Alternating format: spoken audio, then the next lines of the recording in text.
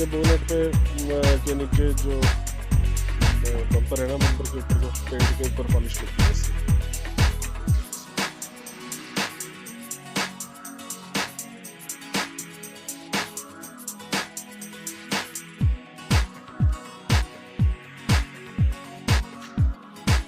ये देखिए बीच में, ये भी इसके ऊपर नंबर प्लेट के ऊपर वाले फिल्म।